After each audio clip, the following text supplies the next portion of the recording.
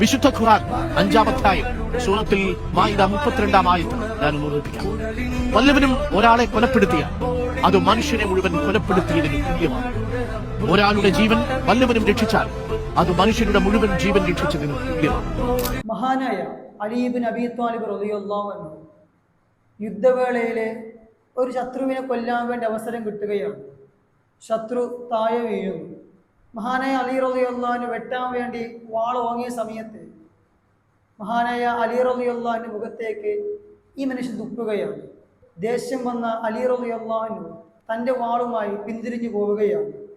മഹാനായ സ്വഹാബാക്കൾ ചോദിക്കുന്നുണ്ട്, അലിയാർ തങ്ങളെ, അത്രയ്ക്കും അവസരം കിട്ടിയിട്ട് പോലും നിങ്ങൾക്ക് അവരെ കൊല്ലാമായിരുന്നില്ലേ എന്ന് ചോദിക്കുമ്പോൾ അലി റളിയല്ലാഹു അൻഹു പറയുന്നുള്ളത്, ഞാൻ എൻ്റെ ദേഷ്യം തീർക്കാൻ വേണ്ടിയിട്ട് അവനെ കൊന്നാൽ തീർച്ചയായിട്ടും നാളെ റബ്ബ് എന്നോട് ഇതിനെക്കുറിച്ച് ചോദ്യം ചെയ്യുമ്പോൾ എൻ്റെ അടുക്കൽ അതിന് മറുപടി ഇല്ല എന്നാണ് മഹാനായ അലി റളിയല്ലാഹു അൻഹു വാക്കുകൾ.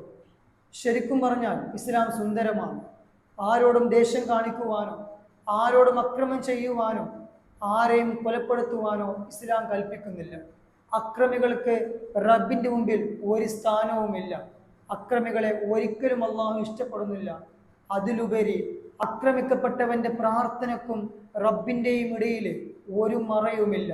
ആക്രമിക്കപ്പെട്ടവന്റെ പ്രാർത്ഥന ഒരു മറയും കൂടാതെ റബ്ബ് സുബ്ഹാനഹു വ തആല സ്വീകരിക്കുമെന്നാണ് പടച്ചവന്റെ പ്രവാചകർ പഠിപ്പിക്കുന്നത്.